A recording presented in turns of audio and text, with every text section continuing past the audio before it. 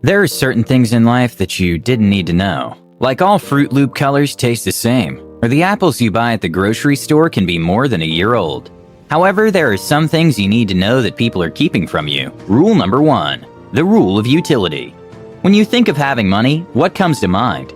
Do you think about buying a new car, putting food on the table, or buying a new outfit to wear to the club this weekend?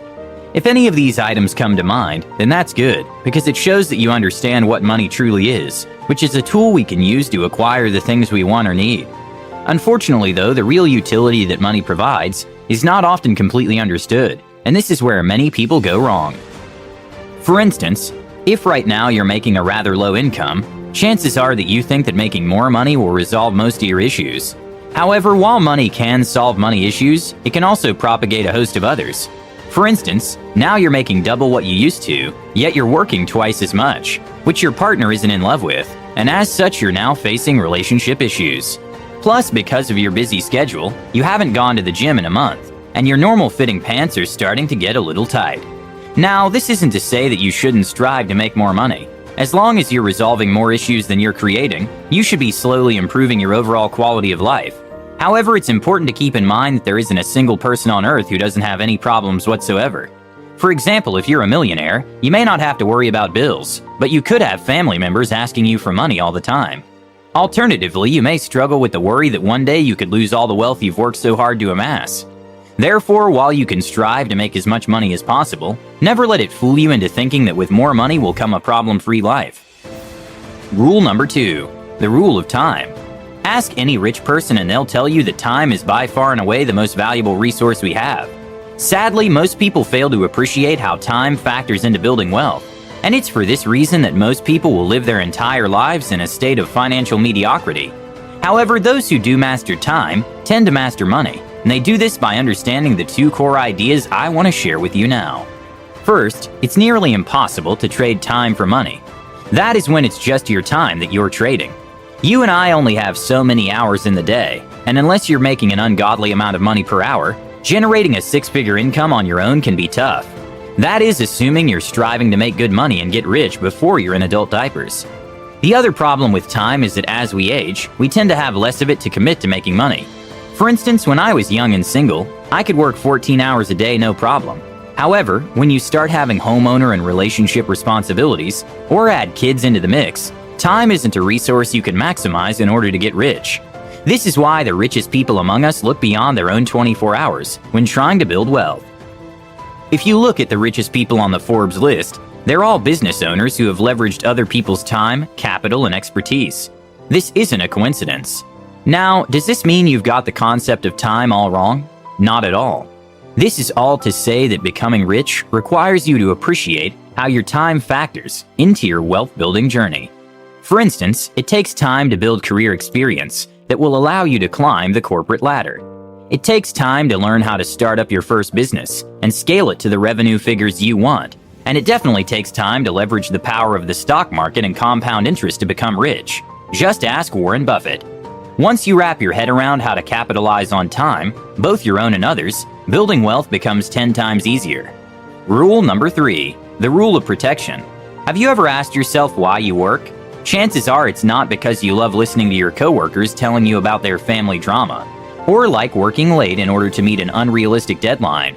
For most people, the answer is simple. You work to pay your bills and eventually retire.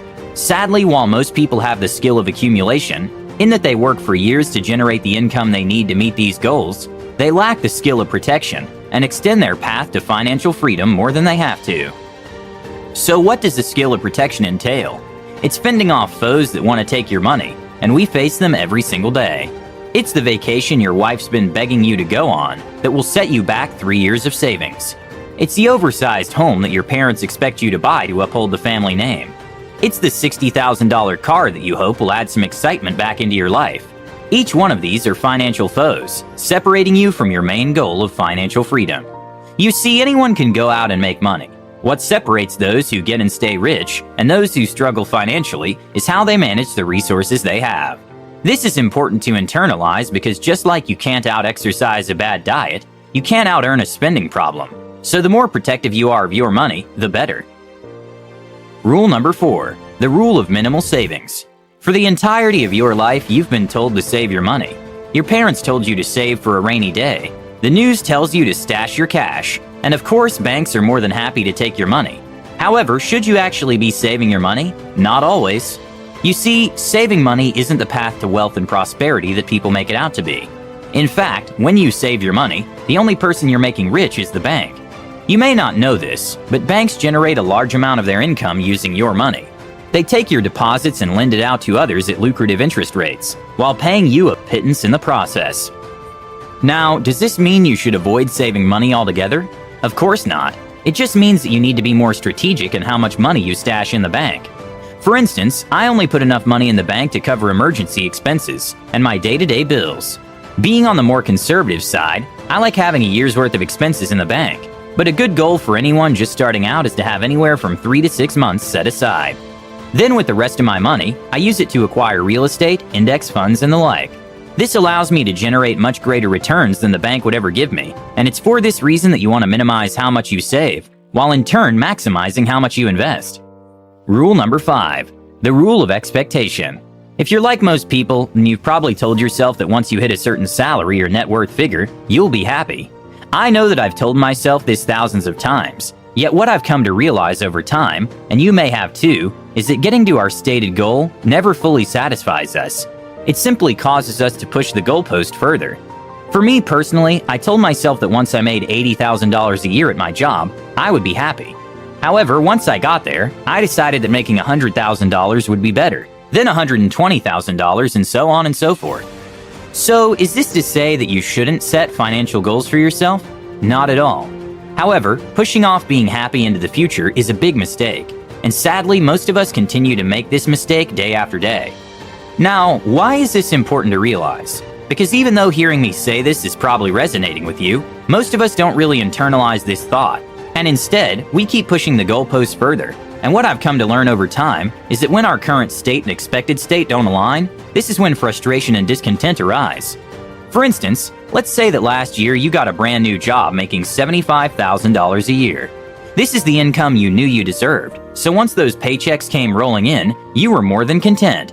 However, after a year of great performance and the acquisition of more experience, you're still making $75,000, but believe you should be making $80,000. All of a sudden, your expectation is that you should be making $5,000 more, yet you're not. And this is when resentment starts to set in. This $5,000 discrepancy is what's known as your expectation gap, and as long as it exists, you'll never be happy. For instance, there are people making $150,000 a year who are unhappy because they think they should be making $200,000. On the contrary, there are people making $50,000 a year who are elated because they never expected to make more than $40,000 a year. Therefore, to be financially content, you need to close your expectation gap. You can do this by striving for more or simply desiring less. Whichever you choose is up to you, but chances are you won't be happy until you do. Rule number 6, the rule of privacy. If you ask most people why they want to get rich, most will tell you all the things they would buy if they had more money. However, is that really what being rich is all about? In the book The Psychology of Money, author Morgan Housel states that wealth is what you don't see, and he's totally right in saying this. Many of the richest people I know drive average cars, own modest homes, and are not flashy in any way. However, if you saw their bank accounts, your eyes would probably roll back in your head. However, if we dive a bit deeper into what this saying really means, it actually leaves us clues as to how we should go about building wealth. Again, as the saying goes, wealth is what you don't see, meaning that part of becoming wealthy is not showing off, which is a friendly reminder that all the material goods we buy are directly opposed to our goal of becoming financially abundant. Now, logically, we can all get behind the idea that the more you buy, the less money you have, but putting financial conservatism into practice is easier said than done. There's always that new car or vacation pulling at us, and while life isn't all about saving and investing, the more of it you can do, the quicker you'll be rich. Therefore, if you're presently working to get rich for all the things you can buy, you may want to change course.